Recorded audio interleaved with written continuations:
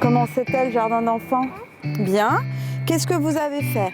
Papa qui m'a découvert. Oui. Aurélien m'a dit... À Genève, 4 fois par semaine, Jeanne Grand amène son fils à la crèche. Un lieu qu'elle imaginait, paradis des tout-petits, sécurisé et entouré de professionnels.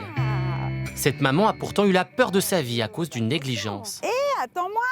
J'étais au travail, j'ai reçu un appel de la crèche de mon enfant et puis ils me disent de venir rapidement parce qu'ils présentent des signes de détresse respiratoire et que l'ambulance est là. Donc je vous laisse imaginer l'état dans lequel je me suis immédiatement retrouvée.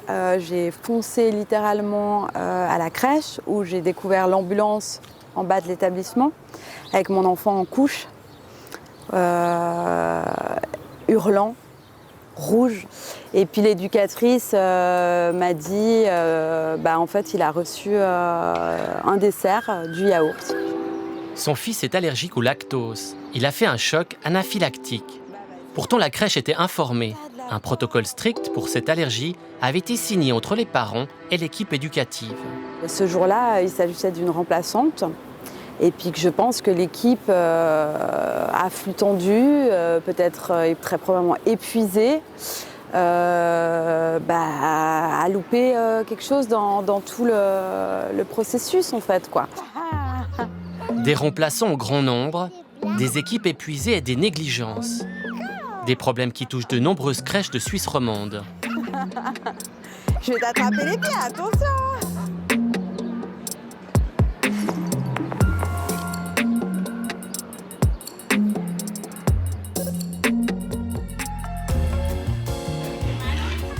En Suisse, les crèches ont près de 150 ans d'histoire. Des établissements qui se sont fortement développés ces dernières années. Le pays en compte près de 4000. À Mise au point, nous avons voulu comprendre ce qui se passe au royaume des tout-petits. Pour commencer notre enquête, nous avons lancé un appel à témoignages sur d'éventuels dysfonctionnements dans des crèches. En quelques jours, près de 50 parents et professionnels ont répondu. Et les messages sont préoccupants. Je fais du gardiennage. C'est triste à dire, nous sommes souvent à la limite en termes d'effectifs. C'est inquiétant. Ces 5 derniers mois, 100% des éducateurs ont quitté la crèche. Ma fille ne reconnaît plus personne. Le manque de budget est criant. Nous sommes parfois contraints d'acheter nous-mêmes du matériel pour accueillir les enfants dans de bonnes conditions. Mon dernier achat, un tapis pour la salle d'accueil. Nous avons reçu également des témoignages de maltraitance. Des accusations impossibles à vérifier. L'une de mes collègues ne se comporte pas correctement avec les enfants. Elle perd patience, crie, les tire brusquement. Dans cette crèche, il y avait de la maltraitance. Par exemple, on enfermait les enfants turbulents, on forçait les tout-petits à ouvrir la bouche et à manger. Ces personnes n'ont pas souhaité s'exprimer face caméra. À Neuchâtel, Tessa Lota a accepté de nous rencontrer. Cette éducatrice est passionnée par son travail, une vocation. Elle a pourtant failli abandonner son métier. J'ai décidé de démissionner et à partir du moment où j'ai quitté la crèche, j'ai dénoncé la crèche auprès de l'office compétent afin qu'il y ait une trace écrite de ce qui s'était passé. Et puis aussi pour me soulager moi parce que ça correspondait tellement pas à mes valeurs que je ne me voyais pas partir et ne rien faire. Avant de donner ma démission, La jeune femme a dénoncé des négligences et le non-respect presque quotidien des taux d'encadrement.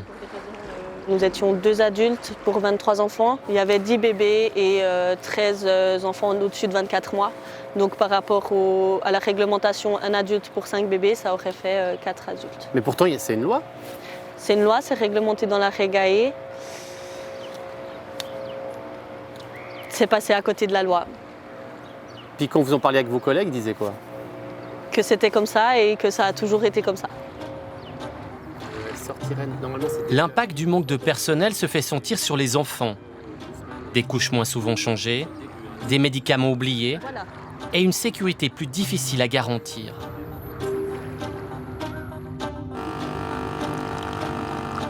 Dans le canton de Vaud, une autre éducatrice a vécu des conditions similaires. Liliana Goveia est éducatrice diplômée. Elle dénonce l'utilisation massive de remplaçants au détriment de la sécurité des tout-petits. On se retrouve avec plus de gens non formés que des gens formés. Que ça a impacté le travail des équipes fixes parce que ça nous donne une surcharge de travail. Parce que des fois, on s'est trouvé à la place de s'en occuper des enfants.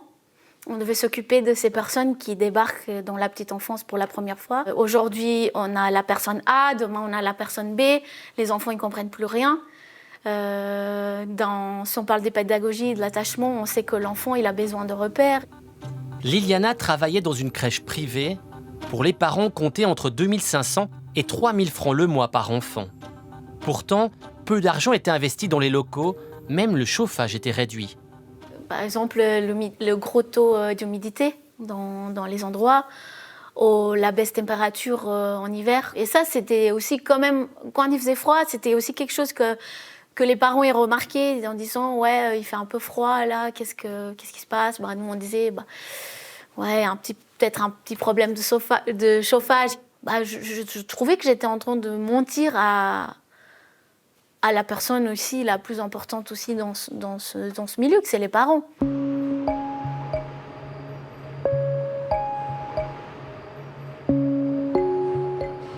Avec ces témoignages, nous sommes allés confronter les autorités. Dans le canton de Vaud, c'est le SCAGE, le service cantonal de l'accueil de jour des enfants, qui doit contrôler les crèches. Qui est en mandat avec une structure... Valérie Berset en est la directrice. Nous lui soumettons les témoignages anonymisés. Je lis surtout les vaudoises. Nous, on a reçu plus de 50 témoignages, éducatrices, éducateurs et de parents. Quand vous les lisez, c'est quoi votre réaction? La première chose qui me vient à l'esprit, c'est que, évidemment, en tant qu'autorité de surveillance, on ne peut pas avoir les yeux partout.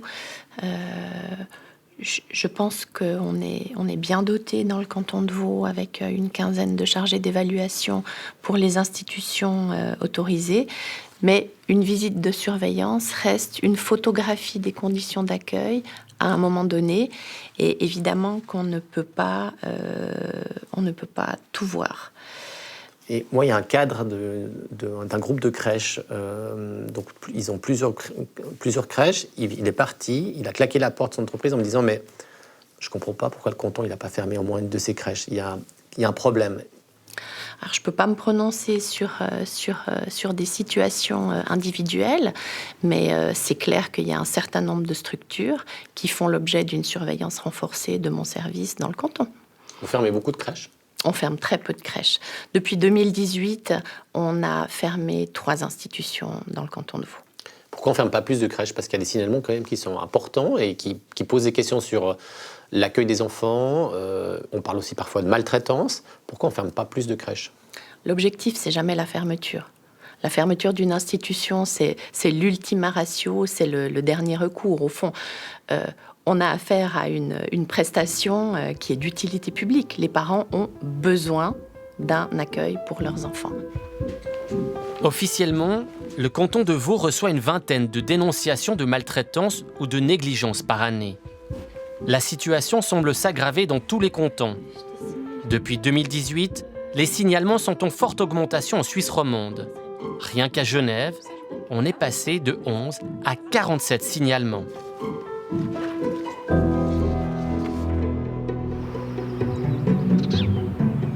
À Fribourg, Julie Salumu, secrétaire syndicale, récolte des signatures pour de meilleures conditions de travail dans les crèches. Il n'y a pas assez de financement public, ce qui fait qu'il n'y a pas assez de crèches publiques. Du coup, c'est la raison pour laquelle nous, aujourd'hui, on demande la revalorisation, plus de temps aussi pour travailler sur la pédagogie des enfants, plus de temps de formation notamment, et garantir un accueil stable, quoi. Est-ce que vous voudriez bien signer ma pétition? Oui. Contrairement à Vaud et Genève, Fribourg ne dispose pas de convention collective de travail. Nous, en tant que syndicat des services publics, on milite pour un service public de l'enfance. On demande à ce que toutes les crèches soient publiques. Après, en l'absence et n'ayant pas cette possibilité pour l'instant, on demande, à travers une convention collective de travail que nous sommes en train de négocier dans le canton de Fribourg, de meilleures conditions de travail et puis aussi de meilleures conditions d'accueil. En Suisse, 90% des crèches sont privées, financées en grande partie par les parents. Un marché de l'offre et de la demande. Ils nivellent tout à la baisse. Les conditions de travail, l'accueil de l'enfant, c'est un peu considérer que la garde d'enfants, c'est un produit de consommation comme un autre qu'on peut industrialiser. Avec leur publicité très soignée, des grands groupes de crèches privées comme Maison Bleue, Babylou ou encore Globe Garden gagnent des parts de marché. Certains groupes ont des centaines de crèches à travers l'Europe. Des multinationales à la réputation sulfureuse, au cœur de scandales qui ont fait la une des médias français.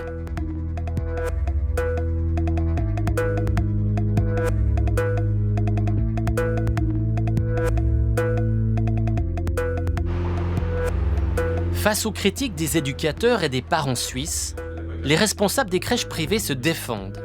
C'est Frédéric Baudin, le président du KIC, la fêtière de la branche, qui répond. Cette vision un peu diabolique de l'exploitant étranger qui vient opérer des crèches en Suisse, elle est complètement fausse parce que les rares choses qu'on a dans la presse, c'est pas sur des personnes étrangères ou des exploitants étrangers qui sont arrivés sur le marché suisse. Donc il ne faut pas non plus avoir une vision blanc-noir de ces aspects-là. Dans les témoignages que nous avons récoltés, les dysfonctionnements touchent effectivement aussi bien les crèches privées que publiques. Reste que dans plusieurs cantons, des responsables de crèches privées ont ouvertement contesté tout renforcement des conditions de travail et d'accueil. On a souvent des normes qui deviennent de plus en plus strictes, des contrôles qui deviennent de plus en plus stricts. Là-dessus, on ne s'y oppose pas du tout. On n'est pas du tout sur un aspect néolibéral, de se dire il faut tout libéraliser, qui paye commande. Mais ce qu'on dit par contre, c'est qui commande doit aussi payer. C'est-à-dire qu'on est tout à fait d'accord qu'il y ait des normes, on est tout à fait d'accord qu'il y ait des conventions collectives et des choses comme ça qui se mettent en place. C'est très bien pour la qualité de l'accueil, c'est très bien pour le personnel, mais il faut que ça s'accompagne de financement. Il faut que ça s'accompagne de financement aussi pour les parents qui devront payer, eux, le prix complet ou plus ou moins complet de la place. La question de la qualité des crèches est quasi absente du débat public. La priorité reste le manque de place, la quantité. Pour Liliana, il est pourtant urgent d'agir. La situation dans certaines crèches est intenable pour les professionnels, comme pour la sécurité des enfants. À la fin de la journée, je fais un travail du n'importe quoi.